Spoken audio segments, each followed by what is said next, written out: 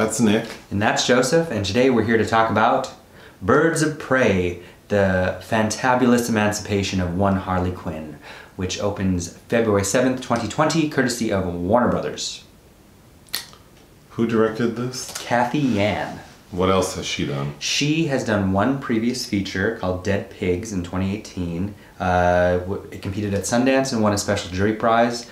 I didn't see it there that year, and it still has yet to receive a theatrical release in the US, which is, you know, one of the... So the only film she's done hasn't been released in the US, but she's... But it's very well reviewed. Okay. It's won multiple awards. I think it's just a distribution thing. So Harley Quinn is from the film... She was debuted, she was originated by Margot Robbie in 2016 in the film Suicide Squad. Suicide Squad. Which I think most people agree is not a very good film, but... Could you describe the plot, like a very basic overview? Oh, so we should explain. You didn't see it. No. Guests were not allowed at this screening, which... That's okay, I didn't want to see it anyway. So can you please describe the plot? So Harley Quinn, who we all know as the girlfriend of the Joker, played by Jared Leto in Suicide Squad. The Joker, who's not in this film, has broken up with her, and she is crushed and doesn't know how to get along without him because being with him afforded her a certain amount of protection in Gotham because she has a lot of enemies. Once it's made known that she's single, it becomes kind of like John Wick, where everybody has a hit out on her head. Number one on that list is the main villain, played by Ewan McGregor, who... Oh, my friend! Yeah, who is quite cute in it. Good. He's also very clearly coded homosexual. He always is. With his underling, his subordinate, played by Chris Messina. They want to kill her, they get a hold of her, but it just so happens that at the same time, this special diamond that has a bank account printed on the inside of it because it once belonged to the Bertinellis, a family that was assassinated a la Nicholas Tsar II and his clan, and the diamond has gone missing, is about to come back into Gotham. Rosie Perez is a lead detective that's tracking that. Oh, okay. And Ewan McGregor's about to inherit that diamond, and Harley Quinn knows the diamond gets stolen by a young foster girl played by Ella J. Basco, who is being protected by Ewan McGregor's driver, played by Jurnee Smollett-Bell, and Harley Quinn says, "Spare my life and I'll get that diamond back for you because I'm good at finding things." And so then there's the confluence of all the main characters, and that's in a nutshell the plot. Is it set up so there will be another one? I believe so. Okay. If it makes money. So, what would you give this film? I probably should have started this out saying that you can just turn this off right now if you're afraid of being somebody saying bad things about DC or Marvel. But I thought this was a 2 out of 5 film for me. Okay. What did you like about the film? I liked Ewan McGregor. I think he's... Are there any shirtless scenes with him? No, but he's very over the top, and I think he's one of the only ones that kind of knows how to navigate this material. Okay.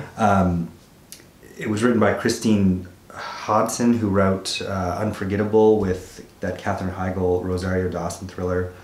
Oh, that was not good. No. She also wrote Bumblebee, which I didn't see. I saw that. And Shut In, Naomi Watts' film that is not very good. So I think that the main problem here is in the writing. The tone is it's just got so much going on. So the only thing you like is Ewan McGregor? You know, Jurnee Smollett-Bell is kind of captivating to watch on screen, and I kind of think that I would have preferred more of her. Okay.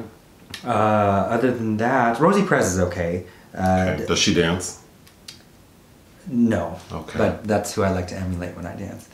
Oh, and then there's Mary Elizabeth Winstead, who's playing Huntress, who is, spoiler alert, the only surviving member of the Bertinelli clan that has come back to take vengeance on all the mafia members that were involved in killing her family. I did watch the trailer, and there's a shot of her like adopting a hyena, Yes, which I thought looked cute. Because she, you know, is distraught in the beginning, and she says she has to recreate herself. It's narrated in very grating, omniscient narration by her character. So she cuts short her pigtails and adopts a hyena named Bruce, who is named after Bruce Wayne. Does she have like supernatural abilities? No. So that's the thing. There's only one person that arguably has any superpowers here, and that is Jurnee, who's a chanteuse that goes by the name of Black Canary. And I am not well versed in source material of comics, so I have no idea how much of a departure this is or a mishmash of anything. But Ewan McGregor, so Black Canary sings at his elite club, and she can sing so sharply that she can shatter martini glasses, which we come to find is a much more vocal power than you would even believe from that. But he happens to see her take down a couple men in an alley that are trying to abduct a drunken Harley Quinn, and he's like, she's better than, and he needs a new driver because Harley Quinn drove his driver's leg, so he's like, now you're going to be my driver, which makes no sense.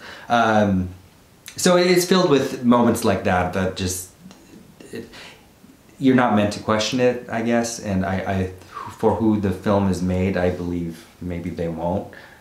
There were mild like titters at certain moments of the film, but like people thought it was humorous. Yeah, but even not really, like, because usually, you know, say at the Avengers films, like people get real into cheering and applauding and screaming. It was very muted reception. And I think Margot Robbie as Harley Quinn, she's not garish enough or malevolent enough or grotesque enough. You know, if you remember from Suicide Squad, I don't. She was a therapist that fell in love. That was treating Joker, that fell in love with him, and then to prove her love for him, she fell into a vat of chemicals and transformed. Okay, I kind of remember that. But then she just looks like she's a poorly made out kind of clown girl, as somebody says even in the film. Well, I'm bored, but I have a question. No, it's not your fault. This is why I didn't want to see it, because I remember thinking the Suicide Squad was lame. Were there people dressed? Were there people dressed up like Harley Quinn at the screening? No, because it's a media screening, so no. Yeah, but there was a media screening when we saw Redemption. We were somewhere else where there was a media screening, and there were people dressed up. Oh, yeah, no, I don't think I've okay. seen. So this is notably the 8th DC Extended Universe film. They're trying very hard to embrace diversity, which is great. And there's nothing innately wrong with the film, but the overall message of it is about how women, and you can inject any other kind of disenfranchised group in there, are better served to stick together rather than working against one another. And beyond that, rejecting the heteropatriarchy and going off to do your own damn thing, which what would have been so marvelous is if something at this studio level, DC Marvel Universe level would do that, would say, I'm going to do my own thing and fuck this formula, because it's very formulaic. There's there's a couple nicely staged chase sequences, and Margot Robbie gets to have some impressive stunts on roller skates, but nothing ever feels serious or tense, like all of these films.